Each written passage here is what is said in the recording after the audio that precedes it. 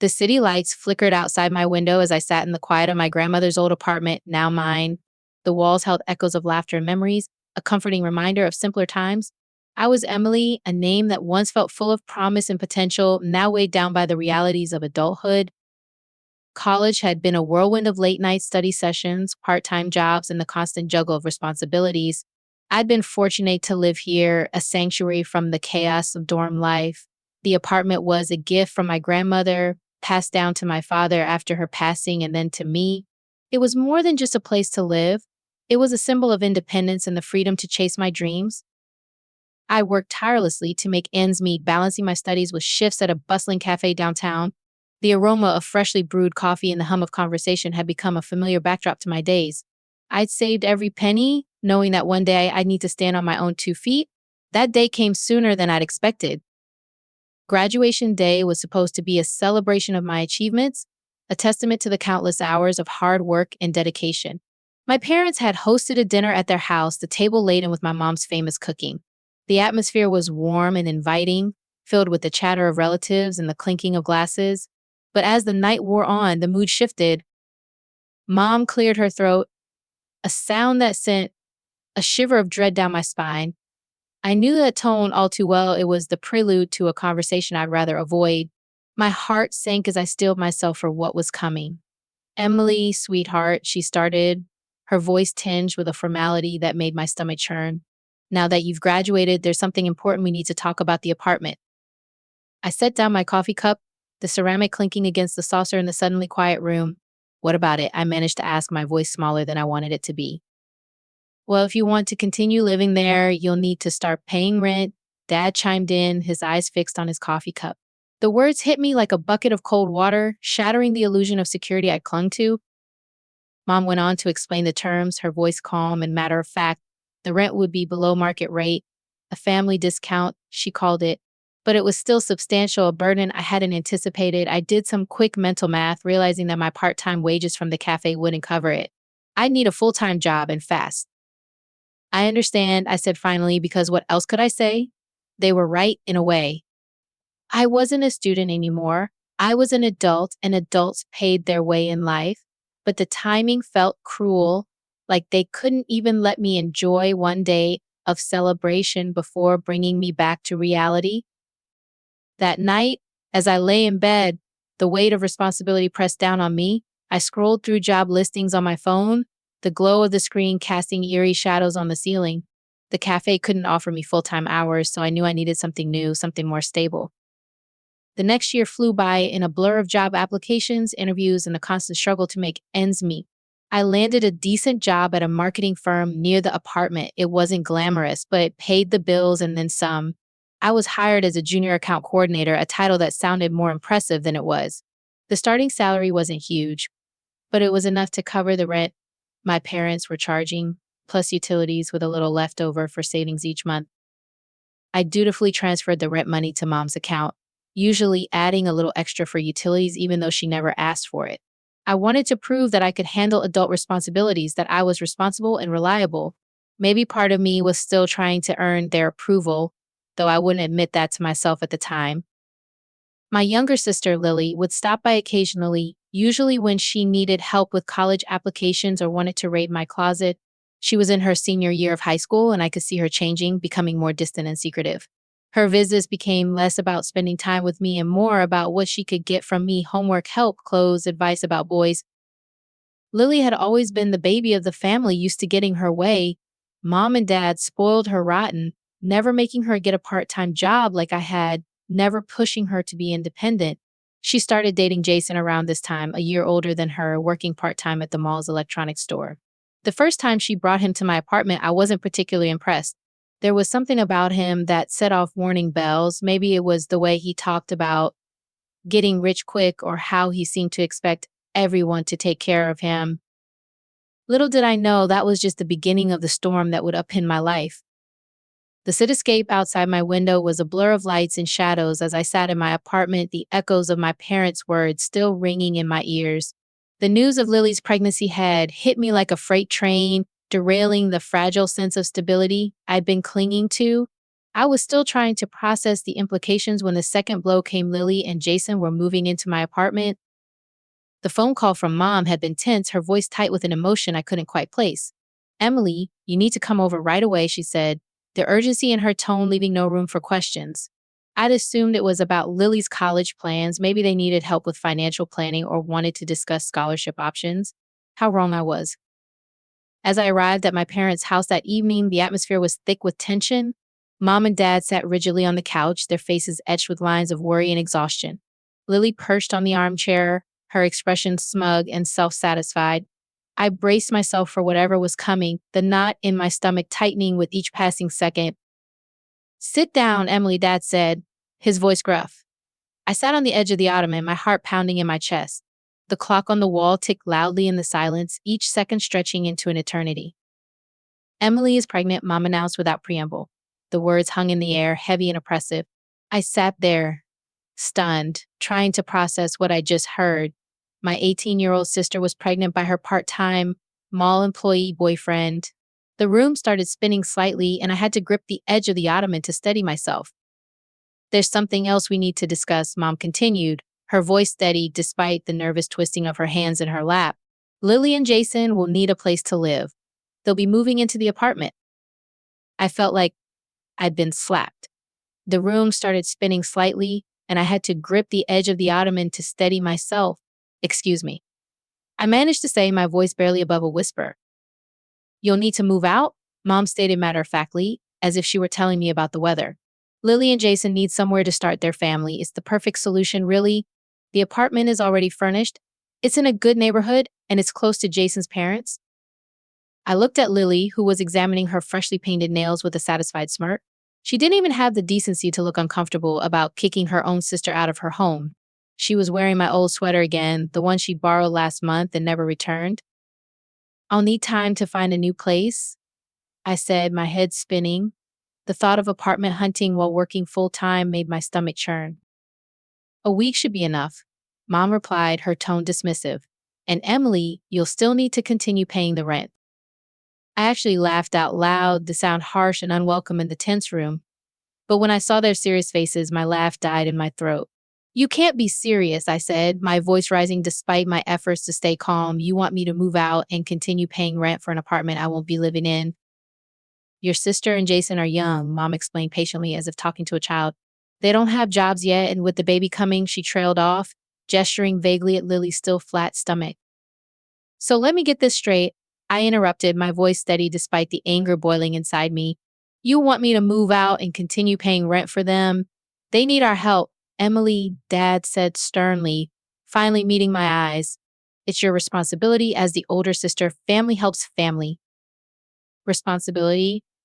I stood up, my hands shaking with anger. If they're mature enough to have a baby, they're mature enough to get jobs and support themselves. Has either of them even looked for full-time work? How can you be so selfish? Lily suddenly piped up, her eyes filling with dramatic tears. I seen those same tears when she was 12 and wanted a new phone, or 14 and wasn't allowed to go to a party. I'm going to be a mother. Don't you care about your niece or nephew? You're being very ungrateful, mom said coldly. After everything we've done for you. Ungrateful? I echoed, my voice shaking with emotion. I've been paying rent for the past year. I've been working since college. And now you want me to support two perfectly capable adults who got themselves into this situation. I'm not paying a single cent for them. If you want to enable this, that's your choice, but count me out.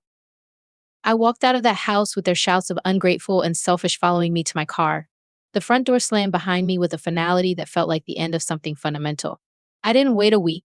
That very night, I started packing my things, tears streaming down my face as I sorted through 4 years of memories. Fortunately, I had some savings. All those extra hours at work were finally going to pay off. I'd been putting aside money for a rainy day, and apparently, the storm had arrived. I found a small studio apartment across town and signed the lease the next day. It wasn't as nice as my old place. The kitchen was tiny, the bathroom needed updating, and the commute to work would be longer. But it was mine. As I packed, I made detailed lists of everything in the apartment, categorizing items by who had paid for them. The furniture my parents had provided stayed behind the old couch from their basement, the dining table that had been my grandmother's, the bookshelf Dad had assembled when I first moved in. but the books that filled it, the clothes in the closet, and the kitchen items I purchased myself went into boxes marked with my name. My coffee maker, a splurge after my first bonus at work, my laptop, bought with 3 months of saved tips from the cafe, my bed, purchased piece by piece over my first 6 months of full time work. All the things I'd worked hard to buy went into boxes and straight to my new place. It took me 2 days to move everything. My boss was understanding when I asked for a personal day, though I didn't explain the full situation.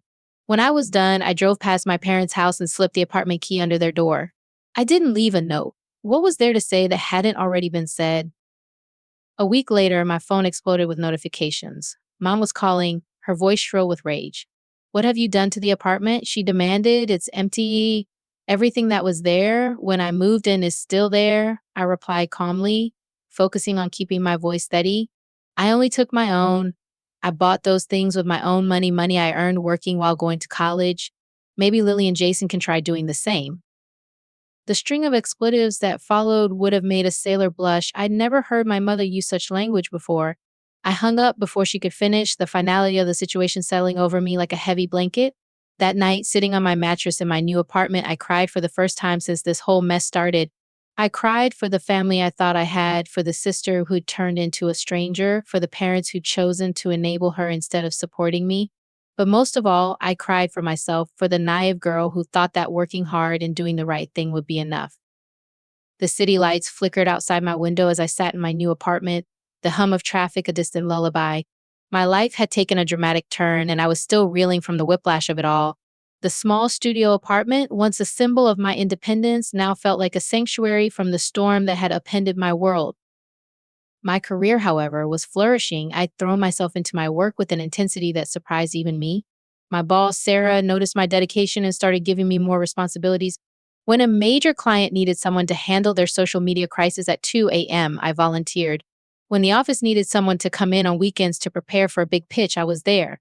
Work became my sanctuary, the one place where effort and merit actually meant something.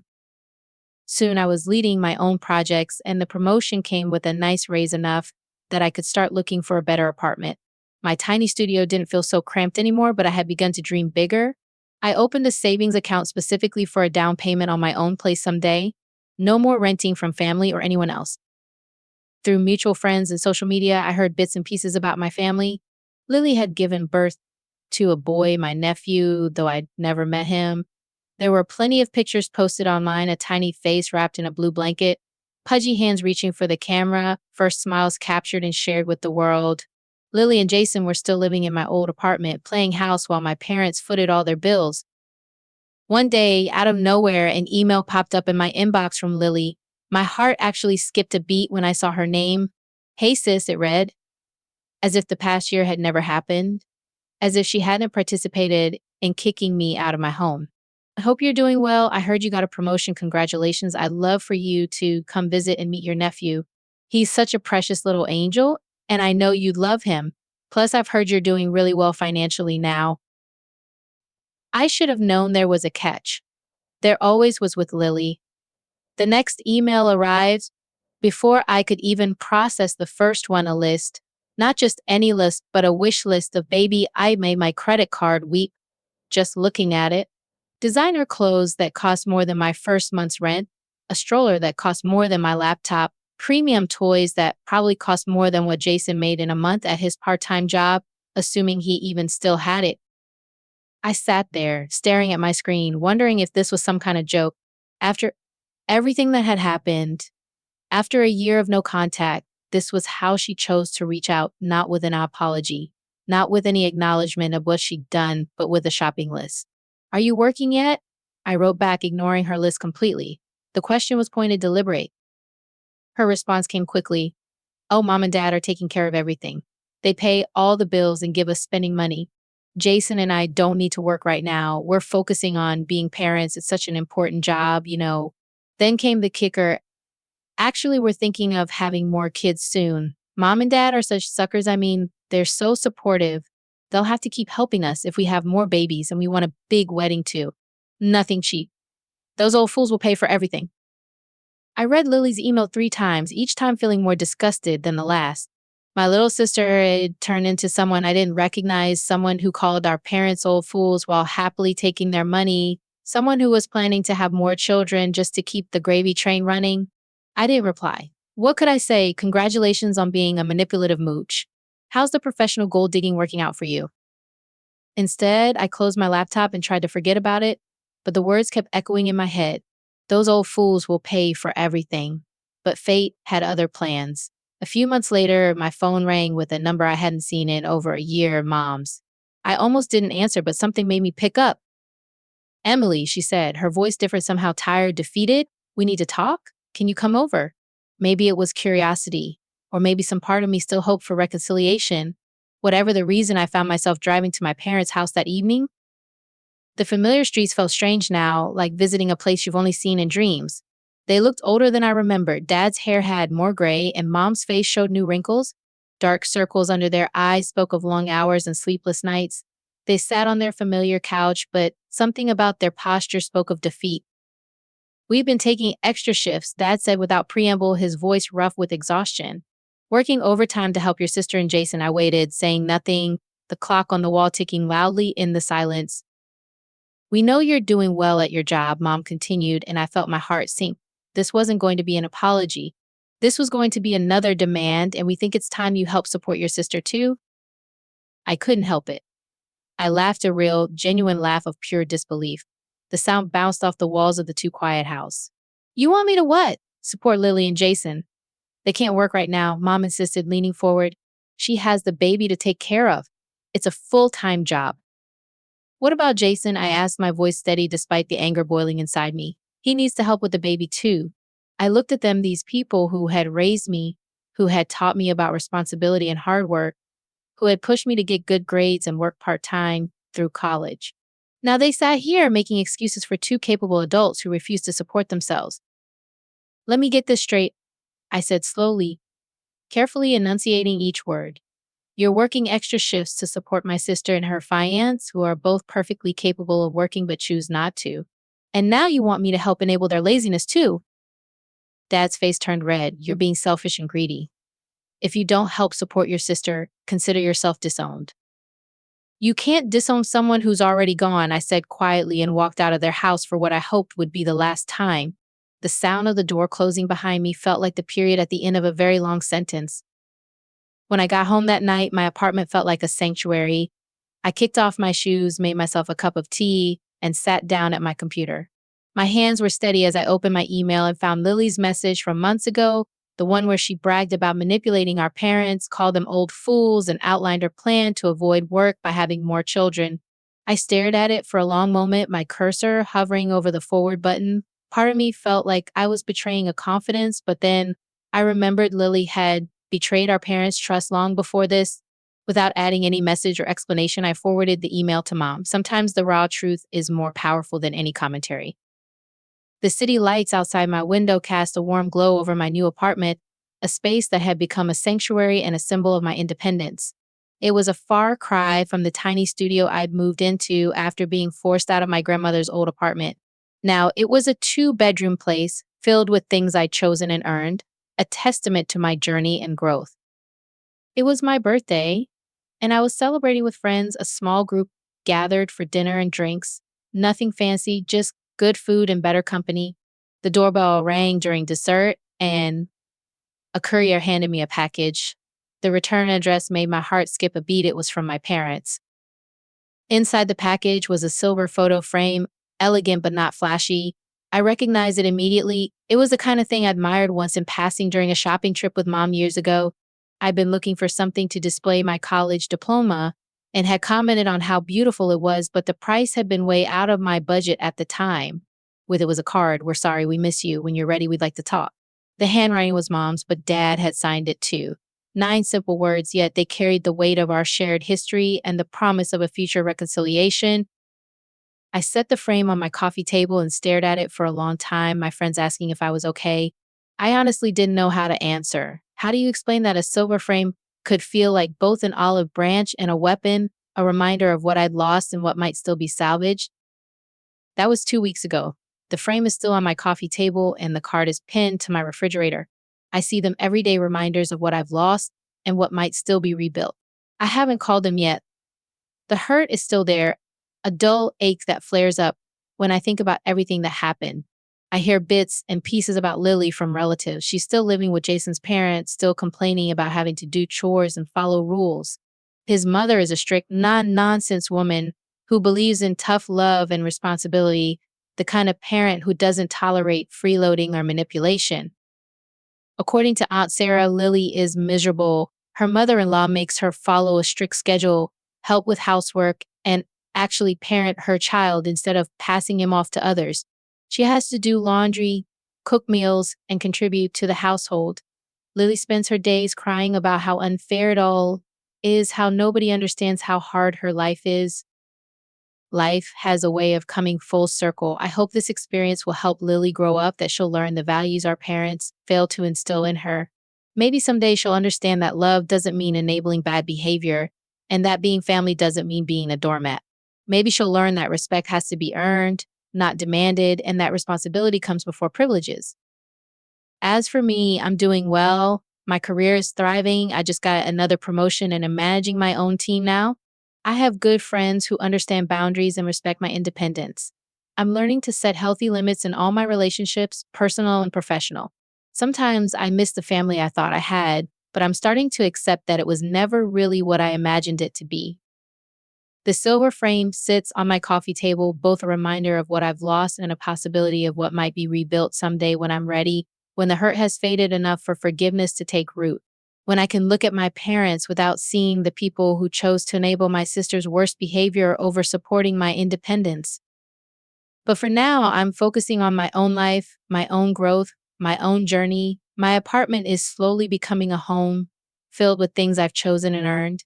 I'm planning a vacation for next month, my first real one since college. I'm thinking about getting a dog small steps toward building the life I want, not the one others tried to force me into. The future is uncertain, but I'm ready to face it with hope and determination, one step at a time.